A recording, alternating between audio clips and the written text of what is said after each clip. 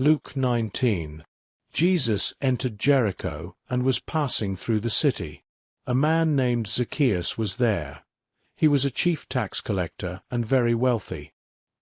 He wanted to see who Jesus was, but because he was short, he couldn't see over the crowd. So he ran ahead and climbed a sycamore tree to see him, for Jesus was about to pass that way. When Jesus reached the spot, he looked up and said, "Zacchaeus, hurry down, for today I must stay at your house." Zacchaeus hurried down and welcomed him joyfully. But when the people saw this, they all muttered, "He has gone to be the guest of a sinner." Zacchaeus stood and said to the Lord, "Look, Lord, I give half of my possessions to the poor, and if I have cheated anyone, I will repay them fourfold." Jesus said to him, "Today salvation has come to this house, because this man too is a son of Abraham. For the Son of Man came to seek and to save the lost." As they listened to this, Jesus told them a parable because he was near Jerusalem, and they thought the kingdom of God was about to appear. He said, "A nobleman went to a distant country to receive a kingdom and then return. He called 10 of his servants and gave them 10 minas. 'Engage in business until I return,' he said. But his subjects hated him and sent a delegation after him, saying, 'We do not want this man to reign over us.' When he returned, having received the kingdom, he ordered his servants to be called to see how much they had gained. The first came and said, 'Lord, your mina has earned 10 more.' He replied, 'Well done, good servant. Because you were faithful in a very little, take charge of 10 cities.'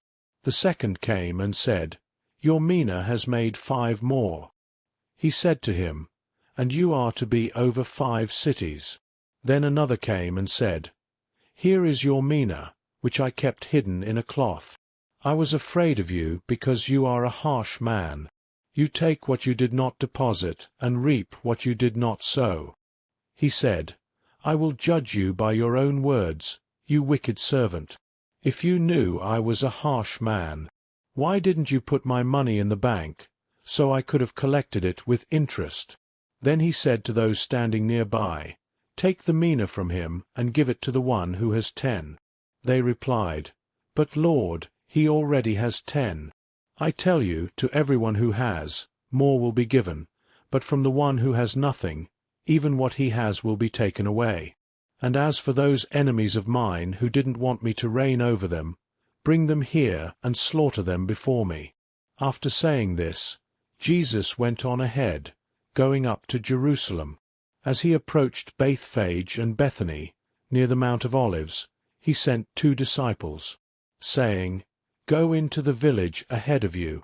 As you enter it, you will find a colt tied there, one that has never been ridden. Untie it and bring it here. If anyone asks why you are untying it, say, 'The Lord has need of it.'" Those who were sent went and found it just as he had told them. As they were untying the colt, its owners asked, "Why are you untying the colt?" They replied, "The Lord has need of it." They brought the colt to Jesus, threw their cloaks over it, and set Jesus on it. As he went along, people spread their cloaks on the road. As he approached the descent of the Mount of Olives, the whole crowd of disciples began joyfully praising God in loud voices for all the miracles they had seen. "Blessed is the King who comes in the name of the Lord. Peace in heaven and glory in the highest." Some Pharisees in the crowd said to Jesus, "Teacher, rebuke your disciples."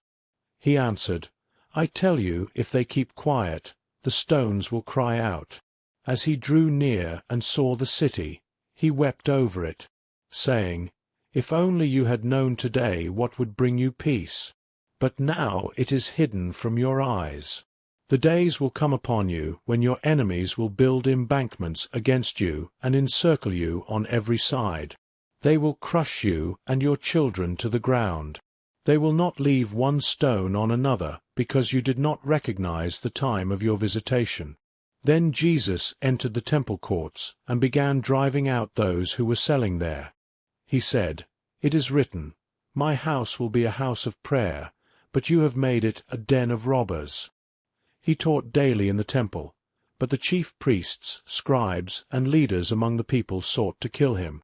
Yet they could not find a way to do it, because all the people were captivated by his words.